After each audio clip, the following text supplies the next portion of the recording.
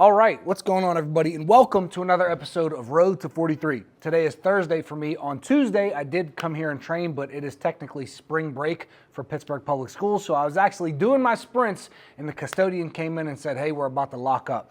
So I had to leave, and I felt like I was about to get a PR. So I actually got a PR on reverse or backward sprints, which nobody, including me, cares about. But then I can't even remember what I got. I'll put it on the screen for my sprints, but I felt like I had more in the tank. I felt like I could have got a PR, but we'll get more PRs as we train and train and train over the months and the years.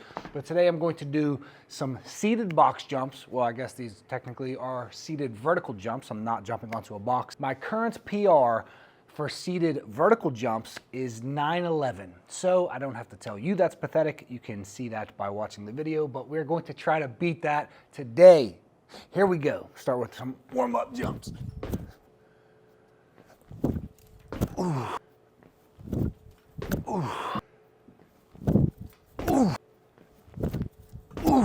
I actually really like warming up with seated vertical jumps or seated box jumps because I get my legs in just a deeper range of motion as opposed to any plyometrics that I would do in a more shallow range of motion. I just feel like this warms me up a little bit more than other forms of plyos. But I feel kind of bouncy today. I think I could beat bouncy for me, right? I feel bouncy for me, but I do think I could beat 9/11. But I have no clue where we're at. So we're just gonna keep going and get as high as we can. Obviously, that is the goal. Ooh. All right, so that is 9/11 and a half right there. So that is a PR, and I will be completely honest. I'm only jumping right now at about 80 to 90% max intensity. I'm not jumping as hard as I can. So I'm gonna continue to warm up and see how high we can get, but this is definitely a good sign. I could definitely get 10 feet today for sure, maybe a little bit over that. And this makes me want to go do approach jumps in the gym. So I guess based on how my knee feels, we may or may not do some approach jumps today, but let's continue to try to get some extra inches or half inches on our PR.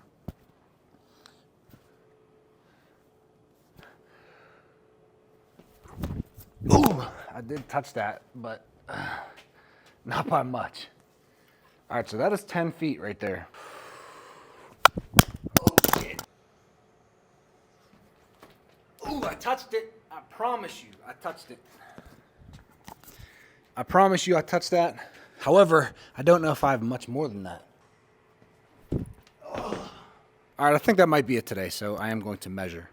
Yeah, so that is 10 feet and a half inch. So a whole inch and a half PR from the last time that I did seated vertical jumps. So I do think it would be silly not to take advantage of this and go do some approach vertical jumps with the Vertec. Even if I don't jump 100% max intensity, I think it's just probably a good idea to get some reps of actual max approach jumps in or near max approach jumps. So let's go do that. All right, so my PR, as you guys probably have seen in the last video, is a 30-inch vertical jump.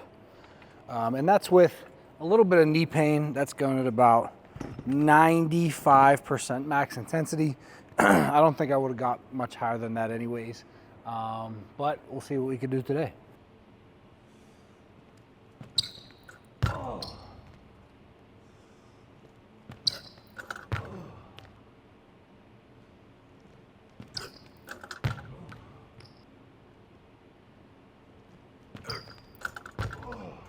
So what's funny about this Vertec, as I've mentioned in previous videos before, is that it's missing a whole bunch of rungs. So the last time I just tied my PR from the other day, but now I would have to get an entire inch higher because each rung is half an inch and the rung above my current PR is missing. So now I have to get an entire inch, but I think we could do it today. I still don't feel all the way warm. I felt like I was getting warmed up with seated box jumps, but then I had to move everything from the weight room over to here and I cooled off a little bit. So we'll see where it goes.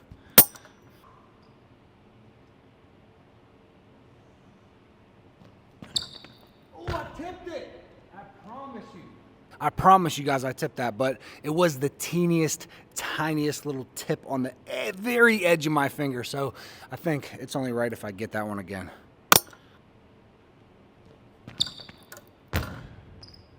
That one wasn't just a tip. I moved it and everything, so I am counting that jump. So now that I moved this blue one, you can see how there's supposed to be a rung in between. So technically, that is an inch PR on my vert. So now I'm at a 31-inch vertical. But I think we can get probably one or two more today, hopefully. Come on, get us to like a 32. 31 and a half, I'll take that. I tipped it. I'm telling you, I keep saying I'm tipping them, but I promise you I would not lie to you. Although that was barely a tip, so I will try to get it again. But ooh, I told you I tipped it. That was clear, but I don't know if I will get any higher than that. I think I've done quite a few jumps today, so I'm gonna leave that as my last jump. And more importantly, that was 100% max intensity. I actually forgot. I wasn't even thinking about my knee. I forgot that I had knee pain at all. I was jumping. That was 100% max intensity, so that is really a good sign. So how many did I get from last time? 1, 2, 3. So that's an inch and a half PR. So that puts us, bro, we got to try again, bro. Come on, one more time. Look, this is the issue. This is the issue. Why do we do this? Just one more, I promise, just one.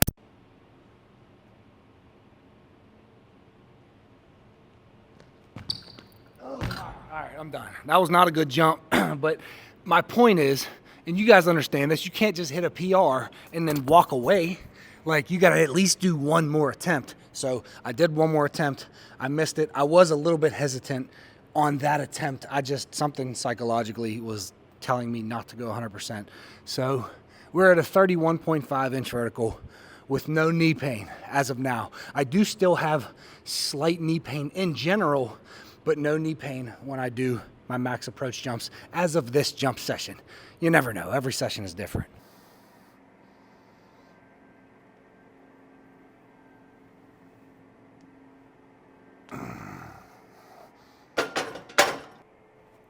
All right, so here's our reality check. These slow squats actually do hurt at the very bottom. So when I'm in the deepest range of motion, like all the way down here, these definitely don't feel great. So while I did these the other day for 5 sets of 10 with 135 pounds, body weight today does hurt. And that's just how it goes. Some days your knees feel good, some days your knees don't feel as good, but over time they trend upwards until you get to the point where you are 100%, nothing hurts your knees. But today, while I wanted to progressive overload on squats, I actually wanted to go to 185. My knees actually hurt with just body weight. So I'm going to stay at body weight, as much of an ego hit as that is. I think I'm just going to hit 4 or 5 sets of 10 slow body weight squats. And then today's Thursday, so on Saturday, my knees will likely feel good, and then I could do some heavier strength work.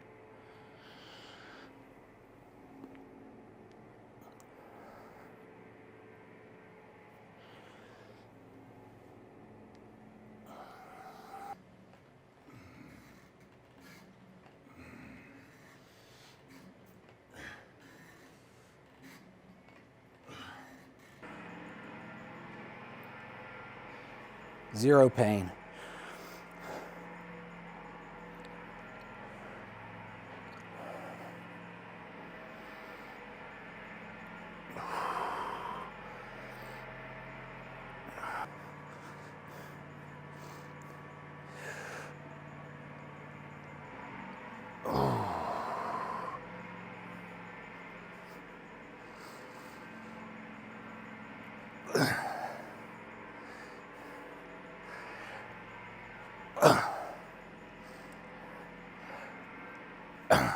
Yeah, I'm gonna go explosive on the way up. Everything feels good, so no point in just babying it if it feels good. So I gotta expose my tendon to some faster speeds anyways, some rate of force development anyways. So might as well do it on an exercise that doesn't cause pain.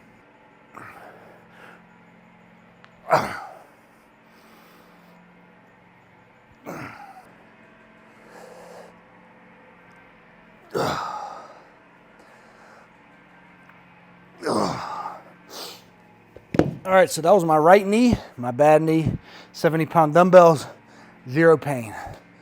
Good sign. All right, so good session overall. I was able to get a seated vertical jump PR, so I hit 10 feet and a half inch. Then I got a max approach jump PR, so we are at a 31.5 inch vertical jump, and that was with 0 pain. That was max. Normally you hear me say I jumped at 90% effort, 95% effort. That was 100% effort with no pain, so that's definitely a good sign. I did have some pain on the deep squats, so that's why I just did body weight. Hamstring curls, I think I hit the same weight. I haven't hit those in a long time. And then I was able to work up to 70s for 5 reps on rear foot elevated split squat. So overall, everything is looking good. Everything's going up. Knee pain decreasing, vertical jump increasing, and that is the goal. I'm not sure if I'm gonna add another workout into this video, but if I do, I will see you there. And if I don't, then I will see you in the next video.